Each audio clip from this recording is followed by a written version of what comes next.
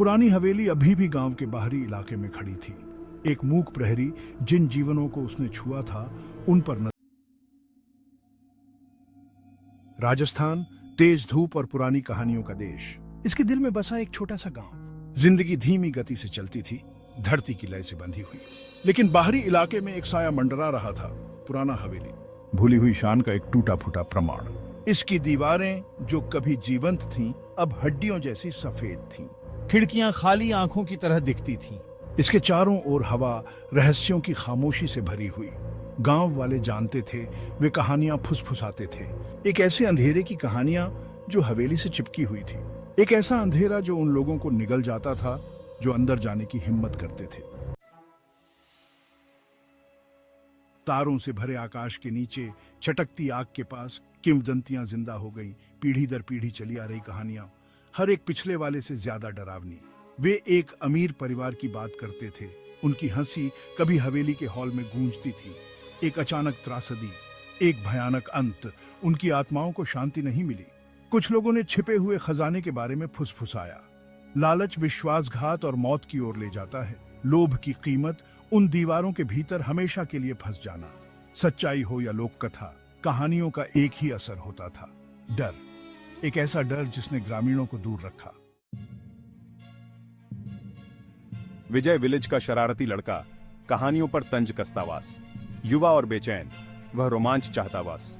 उसने अपने ठूसों की आंखों में डर देखा और उसे अव्वल उत्तेजना महसूस हुई। एक रात चांद की धुंधली रोशनी में एक चुनौती दी वेंट, साहस की ओनीक्षा। हथेली में एक रात बिताओ, कहानियों को झूठा साबित डूएंगे। अन्य दो होश और डर के मिश्रण से प्रेरित देकर सहमत हुए। राजेश विद्वान सच्चाई की तलाशीन और अमित वफादार टूस्ट अपने टूसों को औफले अंधेरे का सामना नहीं डूबने देना चाहता। उनके दिल युद्ध के ढोल की तरह धड़क रहे थे, लेकिन उनका संकल्प पक्का वॉस, वे हथेली के रहस्यों से ओंधा उठाएंगे। जैसे ही सूरज डूबने लगा, उसने आसमान को नारंगी और बैंगनी रंग में रंग दिया। तीनों हथेली के पास पहुंचे। हर कदम के साथ हवा भारी बीती वेंट, उनकी हंसी उनके गले में ही मरवेंट। लोहे के फाटकों के खुलने की आवाज गूंज उठी। सालों की खामोशी के बाद उनके कब्जे विरोध कर रहे थे। आंगन जो कभी सुंदरता का श्वासन था, अब मातम और मलबे से अटा पड़ा वॉस। वे अंदर कदम रखे। अंदर की हवा रुकी हुई और ठंडी थी, जिसमें सड़न की गंध और कुछ और थी, कुछ अकठनीय। हिम्मत तो दिखाई गई थी, लेकिन अब हथेली की होफकत को देखते हुए उनके साहस के किनारे डर खाने लगा बस। भाग 5। साए रेंगते हैं, डर हावी हो जाता है। यह कहानी एक पुरानी भूतिया हवेली की है, जहां हर कोने में रहस्य और भय छिपा हुआ है। उन्होंने हवेली के अंधेरे कमरों का पता लगाया। हर एक कमरा पिछली भव्यता की एक सड़ती हुई प्रतिध्वनि था। दीवारों पर लगे चित्र धुंधले हो चुके थे और फर्नीचर पर समय की मार साफ दिखाई दे रही थी। मकड़ी के जाले हर सतह पर भूतिया कफन की तरह चिपके हुए थे। ये जाले जैसे हवेली की पुरानी कहानियों को अपने में समेटे हुए थे, हर धागा एक नया रहस्य बुनता हुआ। फर्श पर धूल की मोटी परत जमी हुई थी, जो सालों से बेतरतीब थी। हर कदम पर धूल का बादल उठता, जैसे हवेली की आत्माएं जाग रही हों। जैसे ही अंधेरा छाया, हवेली में जान आ गई। हर कोना, हर दरवाजा, हर खिड़की एक नई कहानी कहने लगी। उनके लालटेन की टिमटिमाती रोशनी में साए नाच रहे थे। ये साए जैसे किसी अदृश्य शक्ति के इशारों पर चल रहे थे। हर हरकत में एक रहस्य छिपा हुआ था। टूटी खिड़कियों से हवा चल रही थी, जो दुखी रोने जैसी लग रही थी। यह हवा जैसे हवेली की पुरानी कहानियों को गा रही थी, हर झोंका एक नया रहस्य खोलता हुआ।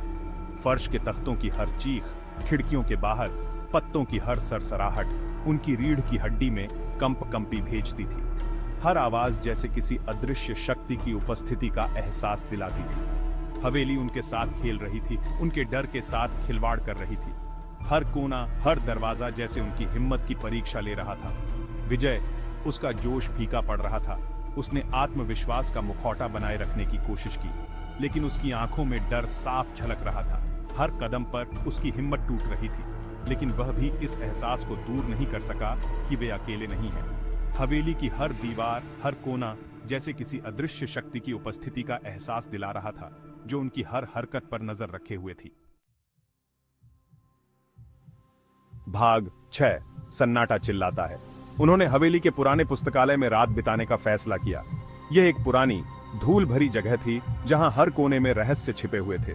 भव्य चिमनी में आग जल रही थी जो एकमात्र गर्मी और रोशनी का स्रोत थी। धूल भरी किताबों की अलमारियों पर टिमटिमाते साए पड़ रहे थे।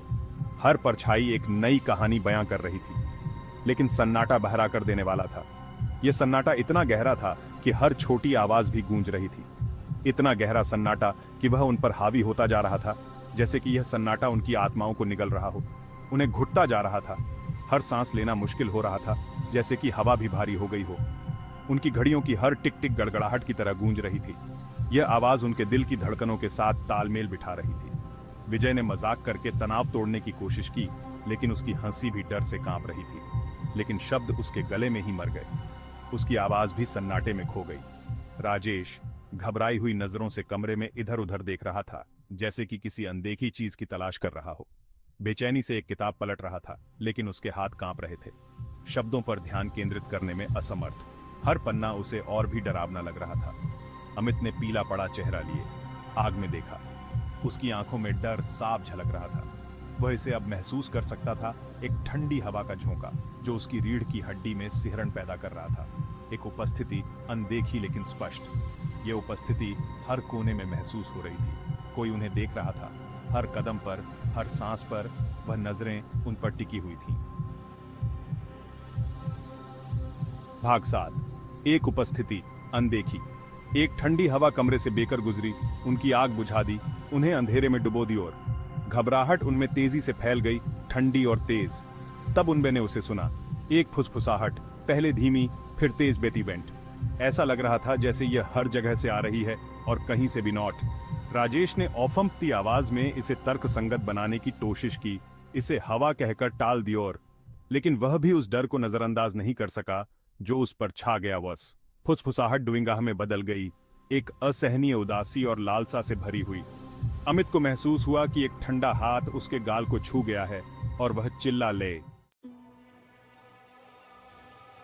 वे अपने पैरों पर लड़खड़ा गए। उनके दिल उनकी छाती में तेजी से धड़क रहे थे। दहशत ने जड़ पकड़ ली थी।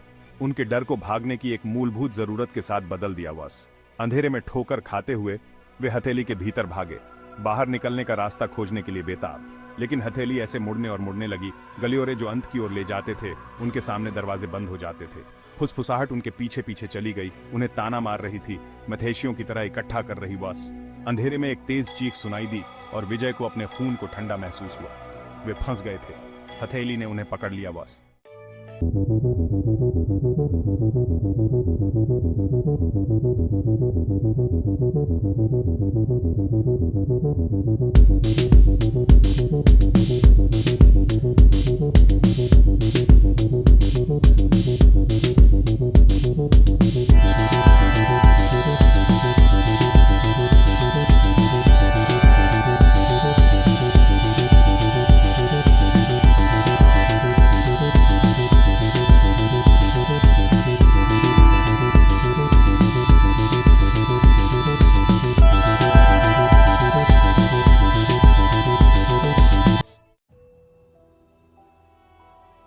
विलेज वाले उनके चारों ओर जमा हो गए, उनके चेवरिये जिज्ञासा और डर के मिश्रण से भरे हुए थे।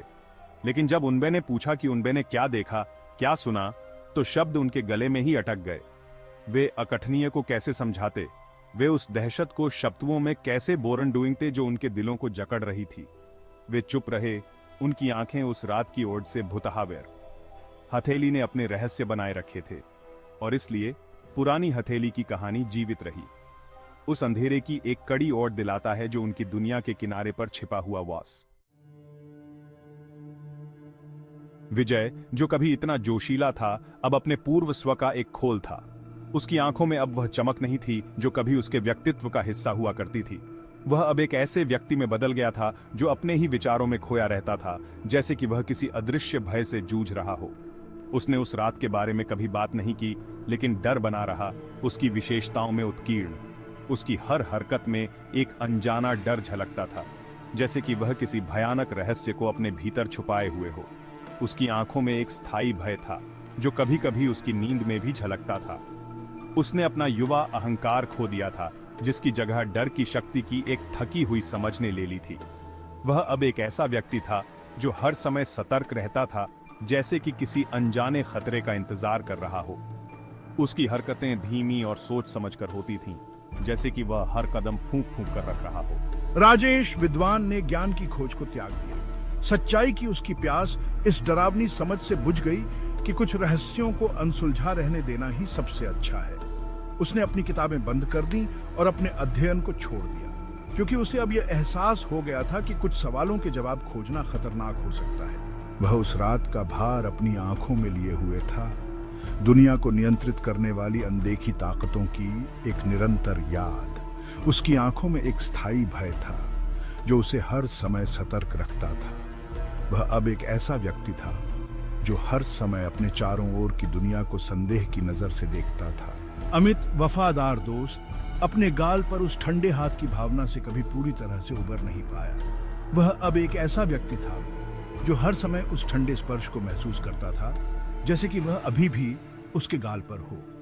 उसकी हरकतें अब धीमी और सोच समझकर होती थी, जैसे कि वह हर समय उस ठंडे स्पर्श से बचने की कोशिश कर रहा हो। वह अपना बाकी जीवन हवेली की छाया में रहा। उसके सपने फुसफुसाहट और कराह से भुता थे। हर रात वह उन भयानक सपनों से जागता था जो उसे उस रात की याद दिलाते थे। उसकी नींद अब कभी भी शांतिपूर्ण नहीं थी, क्योंकि वह हर समय उन भयानक सपनों से जूझता रहता था। पुरानी हवेली अभी भी गांव के बाहरी इलाके में खड़ी थी। एक मूक प्रहरी जिन जीवनों को उसने छुआ था, उन पर नजर रखता था। हवेली अब भी अपने भीतर उन भयानक रहस्यों को छुपाए हुए थी जो कभी 3 दोस्तों के जीवन को बदलकर रख दिए थे। डर की स्थायी शक्ति और रहस्यों का प्रमाण जो छाया में छिपे हुए हैं। हवेली की हर दीवार और हर कोना उन भयानक रहस्यों का गवाह था जो अब भी वहां छुपे हुए थे। उसकी हर खिड़की और दरवाजा उन अनदेखी ताकतों का प्रमाण था जो अब भी वहां मौजूद थी। उस रात की सच्चाई दबी रही, एक रहस्य जो केवल 3 दोस्तों और पुरानी हवेली में भटकने वाले भूतों के बीच साझा किया गया था। वह रात अब भी एक रहस्य बनी हुई थी, जिसे केवल वे 3 दोस्त और हवेली के भूत ही जानते थे। वह रहस्य अब भी उन 3 दोस्तों के जीवन को प्रभावित कर रहा था, जो अब भी उस रात की यादों से जूझ रहे थे।